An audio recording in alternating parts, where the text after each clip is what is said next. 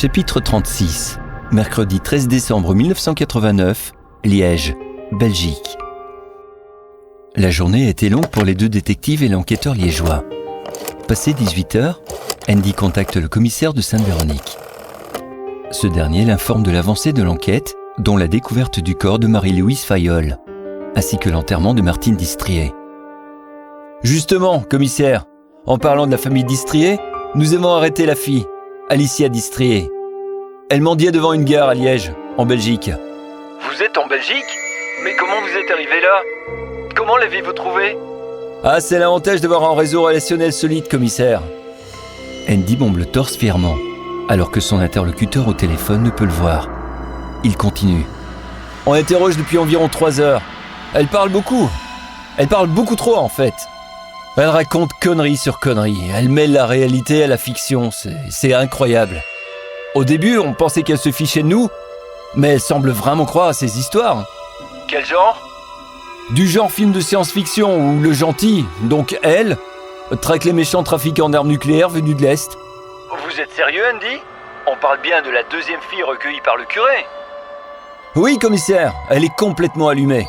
Mais attendez, c'est pas tout, hein. On a fait une analyse de sang à son arrivée pour vérifier si elle a consommé des drogues.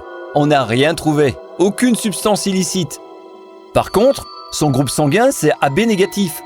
C'est le même que ses 2 victimes à Sainte-Véronique et le curé tué à Liège. Elle a tué un autre curé à Liège ? Ouais, c'est comme ça qu'on l'a trouvé, grâce à un ancien collègue de Barthes. Attendez, Andy, je voudrais être certain d'avoir bien entendu.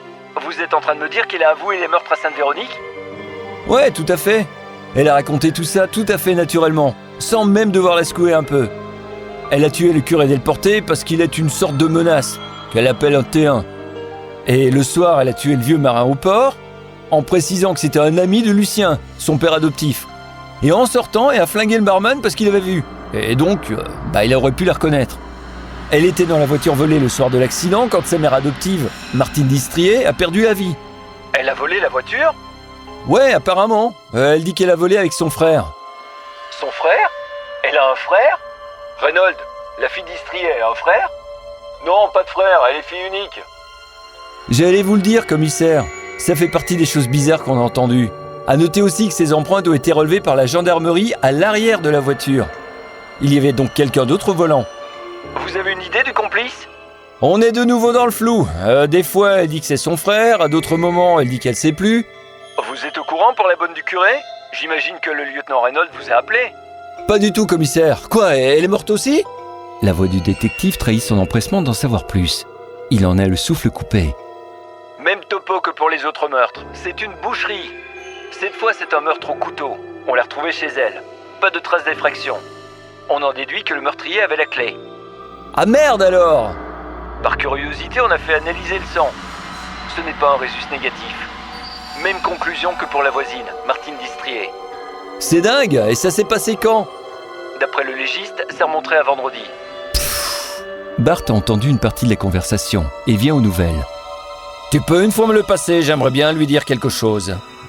Son associé lui tend le combiné. Salut commissaire. On a avancé plus vite que la police. Nous on a une fois arrêté le tueur. Vous pouvez une fois préparer le chèque. Bravo Bart. Mais avant de faire sauter les bouchons de champagne, il faudra attendre le jugement. Vous serez payé une fois que le tueur sera derrière les barreaux. Pas avant. Oui, bien sûr, commissaire, mais vous pouvez déjà le mettre au frais. Il rend le téléphone à Andy. Commissaire, il reste quelques points à éclaircir, dont la raison pour laquelle 3 victimes et l'agresseur ont le même type de sang. Les chiffres, c'est moins de 1% de la population qui serait de résus AB négatif. Et si toutes les victimes étaient de la même famille ? Vous pensez sérieusement qu'il y a un lien entre le curé, un autre curé belge, un vieux marin et cette folle trouvée le long d'une route ? Vous avez pensé à une revanche familiale ? Imaginez un instant qu'elle se soit souvenue de son enfance et qu'elle eut envie de tuer ces gens-là. Andy lui coupe la parole. Ouais, pour ce qui est des souvenirs de son enfance, vous n'allez pas être déçus. Quand vous entendrez l'histoire qu'elle nous a racontée... Ok, je vois. Vous notez tout ça dans votre rapport. Et pour les yeux arrachés ? Ah ben, elle dit que c'est pour que les T1 comprennent que les T2 veillent et qu'ils sont là pour protéger le monde. Je ne comprends pas. Assez compliqué, commissaire. On va continuer à l'interroger. Je crois qu'elle est en train de créer une histoire fantastique au fur et à mesure de l'interrogatoire. Bon, vous me la ramenez vite fait. Je tiens Reynolds au courant. Ok. Au fait, on a arrêté sa copine, l'asiatique. Et On a dû la relâcher, on n'avait rien contre elle. elle ne sait rien non plus sur la bonne? Le lieutenant Reynolds l'a relâchée avant de savoir que la bonne avait été tuée. Du coup, on a envoyé des agents pour la ramener au commissariat. Ils sont pas encore revenus. Ils la retrouvent pas. Bonne chance, commissaire, on vous tient au courant. Il raccroche.